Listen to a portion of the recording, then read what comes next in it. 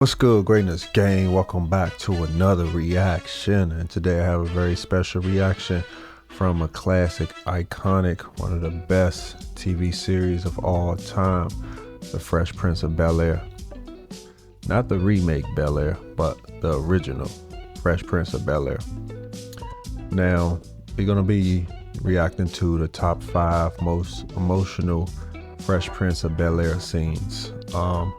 And I'm pretty sure if any of you are familiar with the series, I'm pretty sure that you know that the iconic "How Come He Don't Want Me" scene is in here. The one with where Will's dad leaves him again. Very classic, emotional scene. And after we get to that clip, we're gonna watch another clip, Will Smith breaking down that iconic scene and also talking about the importance of James Avery pushing him as a man and as an actor. So make sure you stick around and watch the entire video. This is one of my favorite shows, and a lot of people always compare this show to Martin. I will say that Martin is funnier, much more fast-paced with the jokes, but I feel as though this show is a better overall show. It shows that important family presence, good storylines, very positive perception of black families and black people in general in this show. So that's another reason why I liked it, especially coming from where I'm from. This was like a breath of fresh air, nice inspiration and positivity to come home to.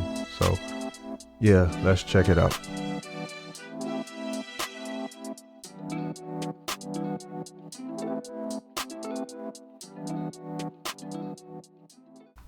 Yeah? Those cops were just trying to do their jobs. Well, don't get all bent out of shape. Man, you ain't learned nothing this weekend, did you? I most certainly did. Always bring a map. What? If we would have had a map, we wouldn't have had to drive 2 miles an hour trying to find a freeway entrance, and we wouldn't have been stopped. Oh, okay, I get it now. We were stopped because we were driving too slow. We were breaking the slowness limit. Oh, okay. Well, you see, I never heard of that law before, but I did hear this other law. It's called the if you see a black guy driving anything but a burnt-out Pinto, you better stop him because he stole it law. Yeah, I heard about that one. Oh, but see, I thought it was the black guy law, when in actuality, it was the slowness limit law. Oh, thank you for sharing that with me, Carlton. Good night. They were just doing their job. Good night, Carlton. What's your complaint here? We were detained for a few hours, Dad cleared things up, and we were released. The system works. I hope you like that system, because you're going to be seeing a whole lot of it during your lifetime. Not if I bring a map.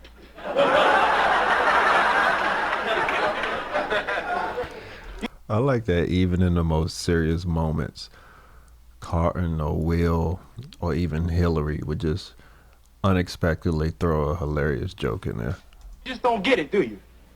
No map is going to save you. And neither is your glee club or your fancy Bel-Air address or who your daddy is. Because when you're driving in a nice car in a strange neighborhood, none of that matters. They only see one thing.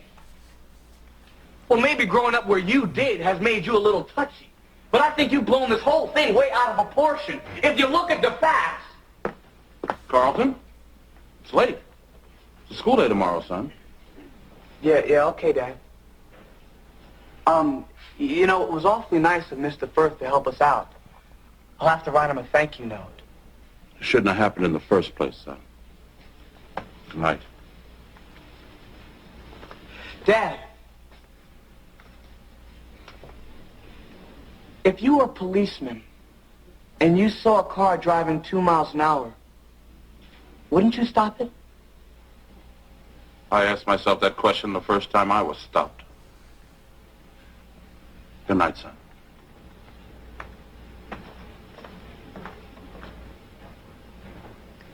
I would stop it.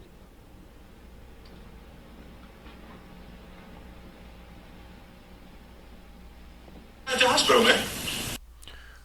What I took from that scene and situations like that from the show, it's like both Will and Carlton could sometimes be completely oblivious to certain things in each of their own lifestyles, in each of the others' lifestyle, because they're not familiar with that environment or culture. So it was always a clash, but yet it was a learning lesson and bridging the gap and introducing each other to new ways of thinking and trying to give each other a more balanced lifestyle. They was a pretty good yin and yang to one another.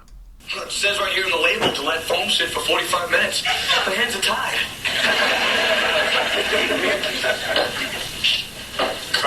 Sorry about the quality on this clip. I don't know why someone recorded this with their phone, it looks like. What's the matter with you, man? Your father just had a heart attack. You don't know that. It could be acute indigestion. Even doctors have made that mistake. Does that not look smudged to you? Carlton, you're going down to that hospital if I have to knock you out and call an ambulance. You come near me, I'll spray. Man, you don't know how lucky you are. You can be with your father whenever you want. You can eat with him and argue with him. He's there for you. You know where my father is? No. Neither do I. Look, I don't want to see my father with tubes up his nose, okay? Carlton, there's going to come a time when all he has is tubes up his nose. Not my father! Everybody's father! Except mine, because I don't know where the hell he is! You don't understand, Will.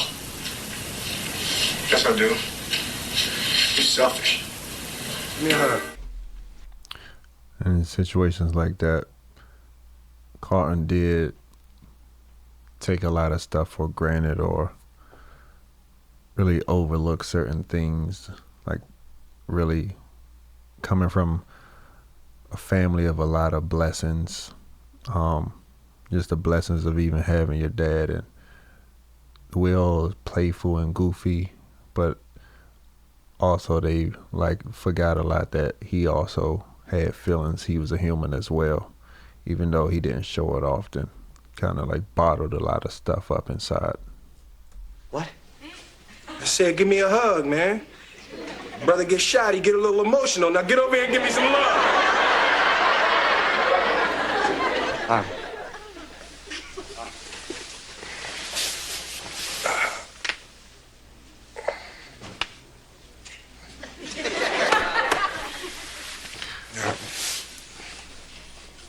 What is that? It's a gun. Carlton, are you out of your mind, man? You walking around carrying a gun? What do you think you're gonna do with that? It's for protection. Carlton, what, man? What do you think it's that easy to just shoot somebody? I'll close my eyes.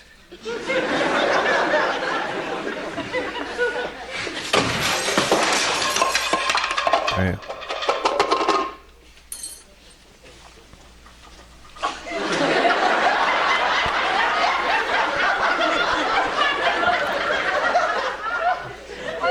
You can tell Will wanted to laugh for real. Yeah, man.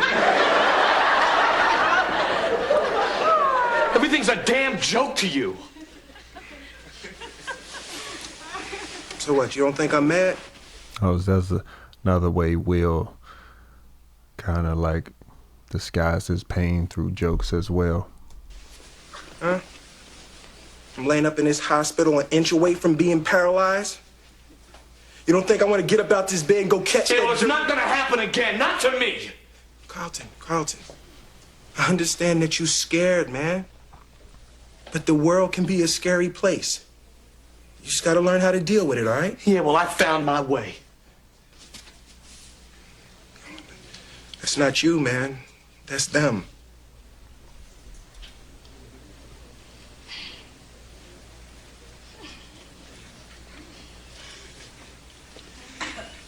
Look, I didn't come here for your approval, all right? I came here to see how you were. Out of here. Carlton. No more hugs, Will. I saved your life, man. I saved your life. You owe me!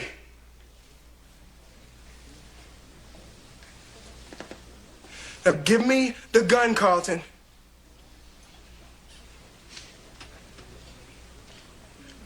Give me the gun. I saved your life. I want the gun.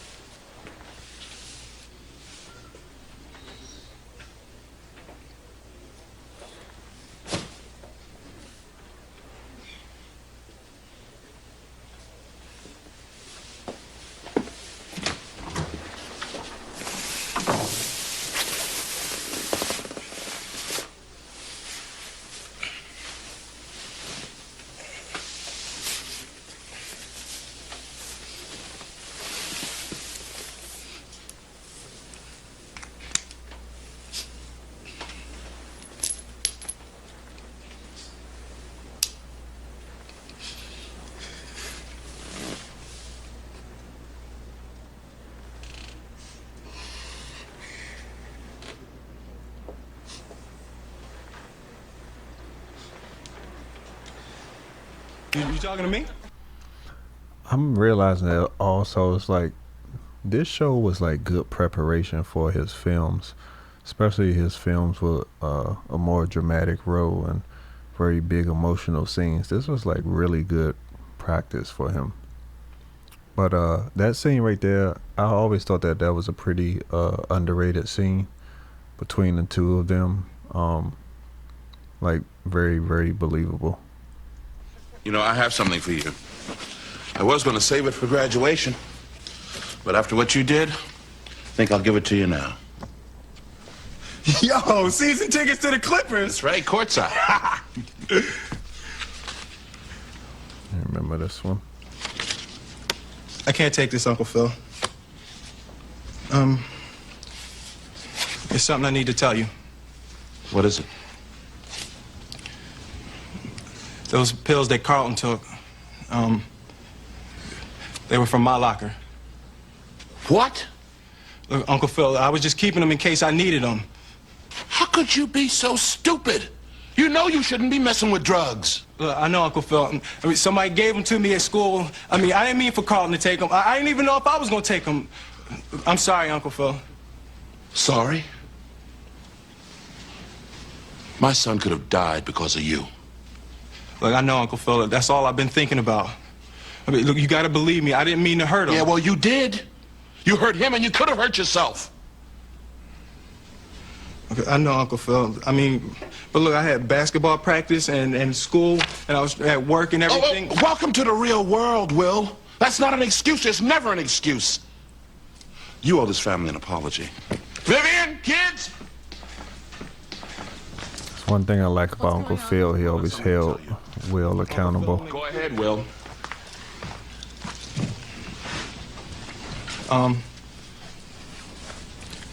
The pills that Carlton took, they were from my locker. What? I'm sorry, Aunt Viv. I mean, I had basketball practice and I had finals and everything.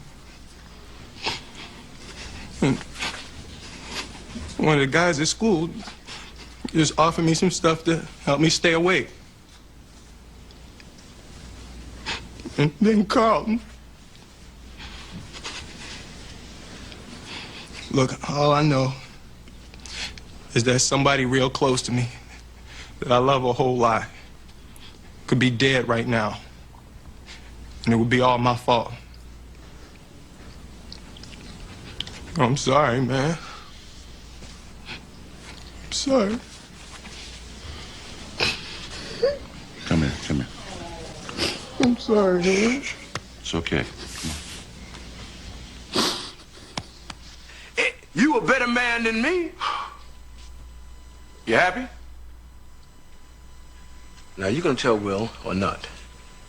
I'm not gonna do your dirty work for you. Fine. I'll call him from the road. Yeah, then why don't you do that? Yeah, I'll do that. Daddy-o! What's up? Will, man, I'm glad you're here. some business came up I got to handle. So we're going to have to put our trip on hold. You understand? Yeah. Yeah, that's cool. That's cool. Just for a couple of weeks. I understand. Yeah. Maybe a little longer. Yeah, whatever. Wow. Look, I'll call you next week and we'll iron out the details. Okay? Yeah, yeah. Even right there, you can see how good Will is at transition his emotions so quickly.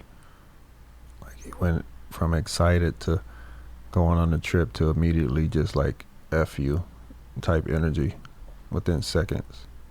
It's great seeing you, son. You too, Lou.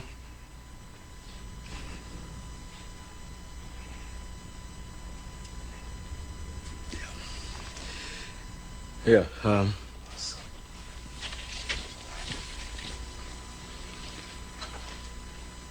sorry, Will. You know what? Actually, this works out better for me. You know, the slimmies of summer come to class wearing next to nothing. You know what I'm saying? Will, it's all right to be angry. Hey, why should I be mad? I'm saying at least he said goodbye this time. I just wish I hadn't wasted my money buying this stupid present. I'm sorry. You know, if there was something that I Hey, could you know do. what? You ain't got to do nothing, Uncle Phil. Hey, you know, ain't like I'm still 5 years old, you know? Ain't like I'm gonna be sitting up every night asking my mom, when's Daddy coming home, you know? Who needs him? Hey, he wasn't there to teach me how to shoot my first basket, but I learned, didn't I? Hey, I got pretty damn good at it too, didn't I, Yeah, Uncle Phil? you did. Got through my first date without him, right? I learned how to drive, I learned how to shave, I learned how to fight without him. I had 14 great birthdays without him. He never even sent me a damn card. To hell with him!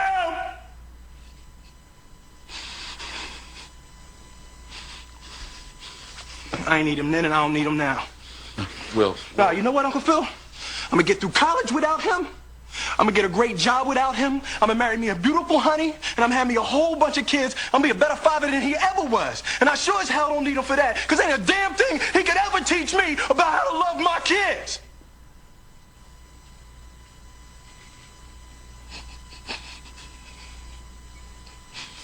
How come you don't want me, man?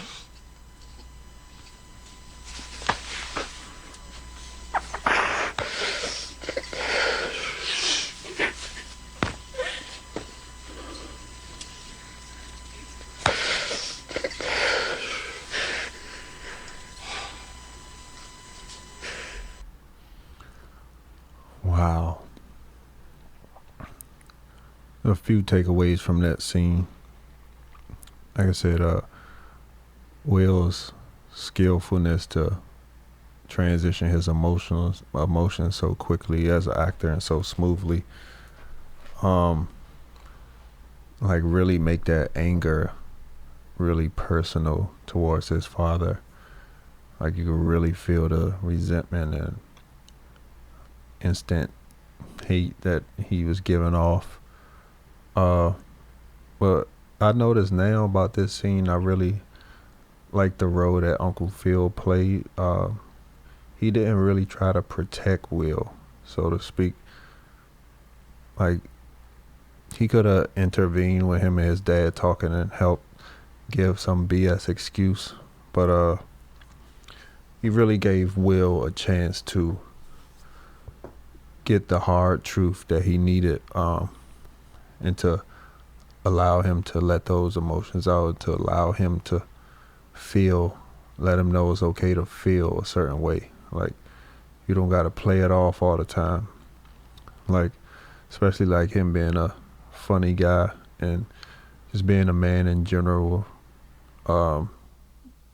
Sometimes we feel as though we can't express even in some of the darkest moments in our life. So I like that Uncle Phil embraced him, and even after Will finished venting, you could see that Uncle Phil felt something as well. He just really didn't have nothing to say. He had tears as well. So there's a nice bonding moment between them two. But we're gonna check out Will going over this scene in an interview.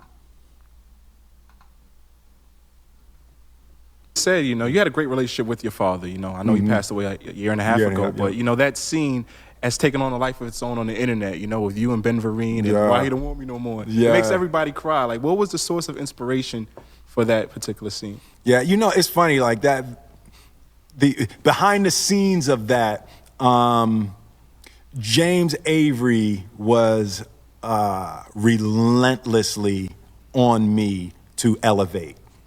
Like, James Avery wouldn't give me a damn inch. Like, everything I said, everything I did for James Avery was like, nope, not good enough. You know, he was like, if you have this position, look where you are, look what you are blessed with. He was like, I'm sorry, but I'm not accepting anything other than absolute committed perfection from you. And at that time, I was balling, you know, so I was, and James Avery wouldn't give me nothing. And it's like, he was the model for me of an actor. You know, Craft. so the craft, it's like James Avery was no bullshit. Like, he was so like serious, and like I would look at him and he just had that acting power that I wanted to have, right? And you know, he was listening to my music and nope. Nope. And so we're doing that scene, and I'm having a hard time getting the scene. So he's off on the side watching the scene? He's, you know, he was off because we were rehearsing and everything. So, and then it comes to the moment, and we're in the scene together, right? So we're doing it, and I'm messing up the lines because I want it so bad. And we're in front of the audience, and I'm doing it, and I'm furious. And he holds on me. He says, "Hey," he's like, "Relax, relax. It's already in there. You know what it is." He was like, "Look at me. Use me. Don't act around me. Act with me." He's like, so he's talking me through it and everything, so I get it together. So I do the scene and, you know, the thing, and he hugs me at the end. And while he's hugging me, he whispers in my ear, he said, "That's fucking acting right there." Oh, wow. And now I'm like, it makes me teary right now because it was like I was using him. Yeah. I wanted him to want me. I wanted him to approve of me. So actually in that scene with that. him, I Yeah, was yeah, transferring yeah, that yeah. energy onto James Avery. Wow. It's funny you talking about My first day without him? Yeah, that's kind of ironic. In the scene, he wanted his dad, but in real life, in the scene, he wanted James to accept him as an actor. That's pretty crazy. All they do here is just replay the scene. We already watched it, but yeah, that was really good. First things first, rest in peace to Uncle Phil, for real. This was a very classic show, very nostalgic for me. Will Smith, one of the greatest actors of all time, James Avery as well. Let me know what shows that I need to react to next. Thanks for subscribing to the channel. Continue to support it. We're on the road to 10K. I appreciate you all. Love you guys.